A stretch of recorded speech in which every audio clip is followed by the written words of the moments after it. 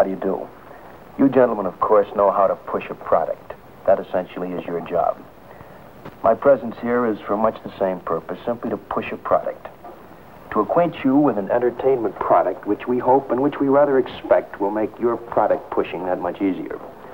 What you're about to see, gentlemen, is a series called The Twilight Zone. We think it's a rather special kind of series. Essentially, people watch television to get entertained. And the keynote of this series, the thing we're concerned with, the thing we're aiming for, the thing we're working toward is entertainment. This is a series for the storyteller, because it's our thinking that an audience will always sit still and listen and watch a well-told story. And now that I've immodestly gone on record predicting the high quality of this series, let me very briefly show you what we mean by a special kind of series. You know, writers in general are notoriously bad verbal tellers of stories. We do much, much better behind a typewriter. So I hope you'll bear with me while I tell you about a few stories that happen to be the first ones we're shooting in our current production cycle.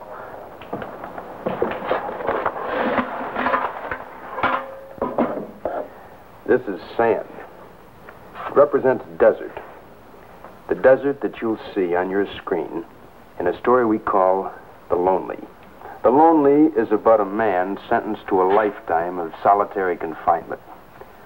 The confinement takes place on a sandy asteroid far out in space.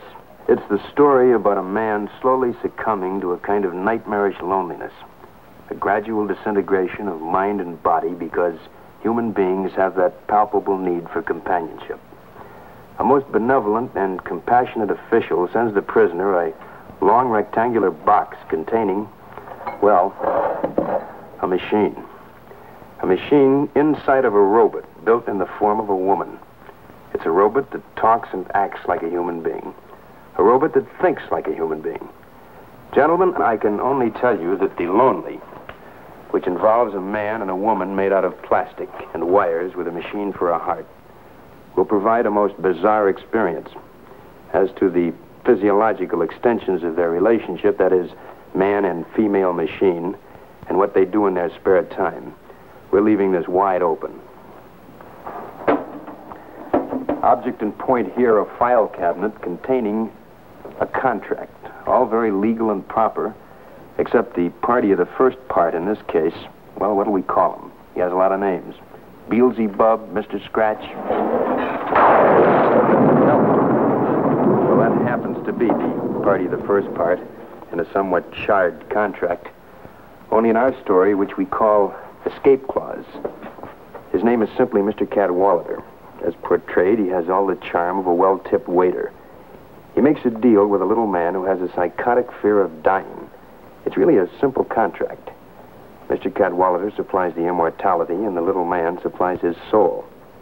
And then our little man proceeds to live it up, or down, depending on the moral view.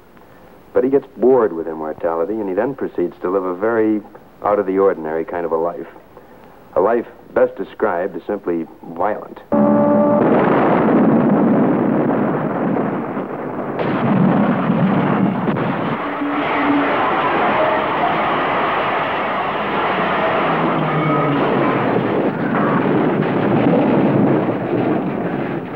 He was so bored with constantly being the only survivor. So he now turns to homicide, happily aware that while a jury may convict him, there isn't a single legal modus operandi that the state can use to put him away.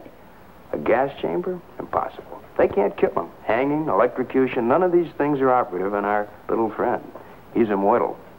But what happens, and we'd be most appreciative if you wouldn't tell this to your friends, is that a very good lawyer pleads his case and gets him life imprisonment. Poor little guy. Yeah, he has immortality. He can live forever. Right here. Behind these things. We'll hold up on telling you the ending. Just think about it. It'll come to you. Parenthetic note here.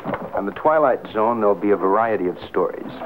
And this is a variety that covers not only story type, but time, locale, the nature of the people. For example, this is a Western called Death, Destry, and Mr. Dingle. And this is the principal character in the story. It's a Colt 45. There's a schoolmaster named Dingle who picks up this gun one day, finding it in the schoolyard. Quite accidentally, it goes off on a couple of occasions. First, it hits a rattlesnake between the eyes at 50 yards. Then it knocks the gun out of a desperado's hand. And while it's all quite accidental, the various onlookers make an assumption that Mr. Dingle's a pretty fast gun. And they start to build not only a reputation for this spindly little dude, but also almost a reverent tradition. And as in the classic Western mold, every top gun in and out of the territory converge on the town, ready to invite Mr. Dingle, poor little Mr. Dingle, who really doesn't know how to use a gun, to a showdown. So, Mr. Dingle buys himself a little vial full of liquid, and it's simply out of this world, because it comes with a money-back guarantee, simply that it will make him the fastest gun in the West for 15 seconds. It's this vial he carries into a saloon one night, ready to meet at gunpoint a gentleman called Dirty Dan Destry, a fast gun in his own right. So fast he makes Hugh O'Brien look like Charles Coburn. But when the two men face one another and Mr. Dingle drinks his liquid with the money-back guarantee, he suddenly sees in the hand of his opponent a very familiar vial, identical with his own. I won't tell you the ending, except that it's reasonably happy, if unexpected. I hope I haven't done these stories an injustice, because they'll be much better told by actors in front of a camera, as you'll soon note in the picture you're about to see. All I can tell you is that we think the Twilight Zone is pretty unique. We think it'll be much talked about, and we think it'll also be enjoyed. We think it's the kind of a show that will put people on the edge of their seats, but only for that 1/2 an hour. We fully expect they'll go to the stores on the following day and buy your products.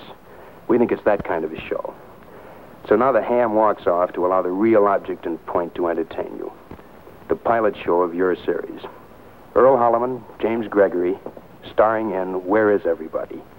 So, gentlemen, please sit back and take your first trip into the Twilight Zone.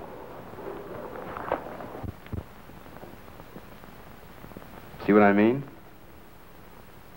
And this is really nothing compared to the way Instant Sanka will be disappearing off grocery counters come this fall.